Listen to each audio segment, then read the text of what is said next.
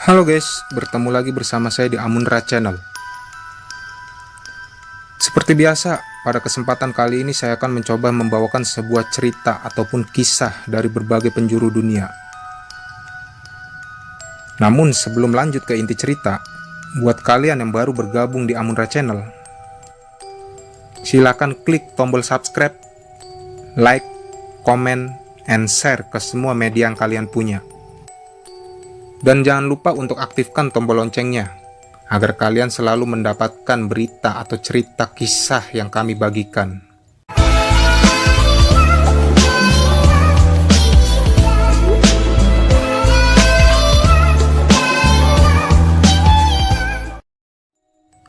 Jelangkung sudah dikenal luas di Indonesia karena cerita yang turun-temurun serta melalui debut film horor Indonesia yang berjudul Jelangkung pada tahun 2001, 2003, dan terakhir 2007.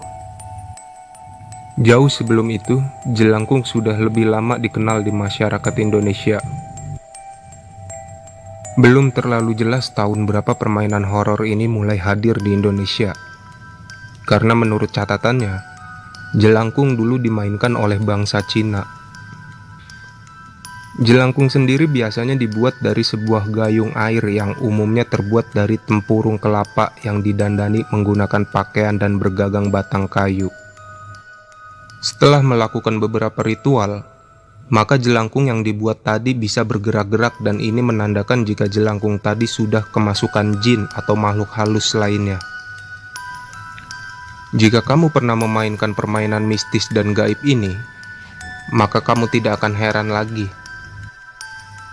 Namun apa kamu tahu dari mana asal-usul permainan jelangkung ini berasal? Asal penggunaan istilah jelangkung diduga berhubungan dengan sebuah kepercayaan tradisional Tionghoa yang telah punah. Ritual ini adalah tentang adanya kekuatan dewa Poyang dan Moyang. Mirip istilah nenek moyang yaitu Cai Lan Gong, dewa keranjang, dan Cai Lan Se yang dipercaya sebagai dewa pelindung anak-anak. Permainan Cai Lan Gong juga bersifat ritual dan dimainkan oleh anak-anak remaja saat festival rembulan. Dalam ritual Cai Lan Gong, dewa Poyang dan Moyang dipanggil agar masuk ke sebuah boneka keranjang yang tangannya dapat digerakkan.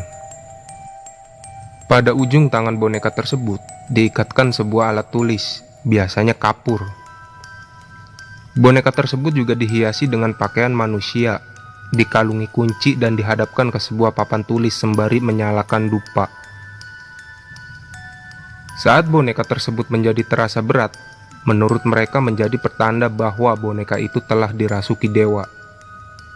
Dan bergerak mengangguk sebagai petanda disetujui setelah ditanyakan siap tidaknya untuk ditanyai.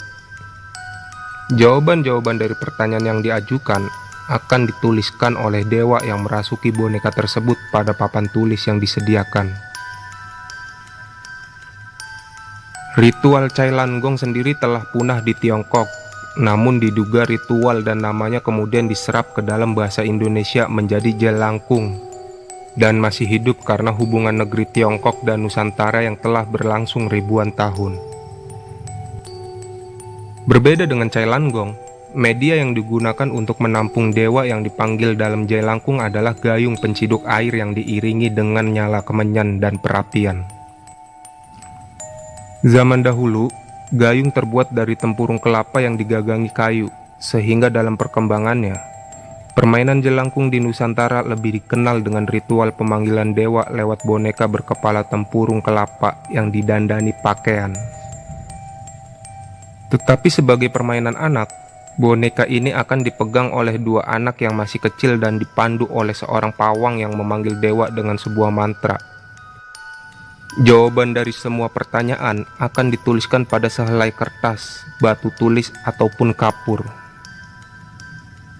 Cara memainkan jelangkung pun sebenarnya tidak mudah dan pada umumnya dilakukan oleh 3 orang, yaitu 2 orang yang memegang boneka jelangkung dan pawang yang membaca mantra. Permainan ini kebanyakan dilakukan di tempat yang diyakini angker dan biasanya di waktu senja, seperti permainan Cai Lan Gong pendahulunya. Permainan ini biasanya dimainkan secara beramai-ramai pada saat terang bulan. Dan bila makhluk halus tersebut datang, makhluk tersebut akan memperkenalkan dirinya dan bercerita tentang menggunakan bantuan alat tulis. Pertanyaan-pertanyaan yang diajukan sangat beraneka ragam, seperti nama makhluk tersebut, tahun berapa meninggal, dan penyebab ia meninggal. Bahkan sering juga tentang peruntungan masa yang akan datang dan nomor keberuntungan dalam perjudian. Dalam perkembangannya, permainan ini menjadi cukup sederhana. Dapat dilakukan cukup hanya dengan menggunakan jangka dengan gambar lingkaran lengkap dengan huruf abjad yang tergambar dalam kertas. Dan dengan diiringi suatu mantra sederhana, permainan ini juga memiliki berbagai macam versi bahasa. Mantra jelangkung versi bahasa Indonesia adalah jelangkung jelangsat. Di sini ada pesta kecil-kecilan. Datang tak dijemput, pulang tak diantar.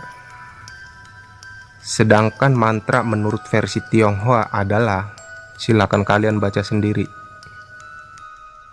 Kata-kata tersebut diucapkan berkali-kali dan setelah makhluk halus diyakini sudah masuk ke dalam boneka, maka pemain dapat bertanya apapun yang mereka mau. Pertanyaan tersebut akan dijawab dengan alat tulis yang diikat di bawah boneka tersebut. Karena sifatnya yang berupa ritual yang memanggil dan berkomunikasi dengan makhluk halus, permainan jelangkung yang awalnya sekedar permainan kemudian berkembang memunculkan mitos-mitos hantu atau kesurupan seperti imbas untuk orang yang memainkan permainan ini.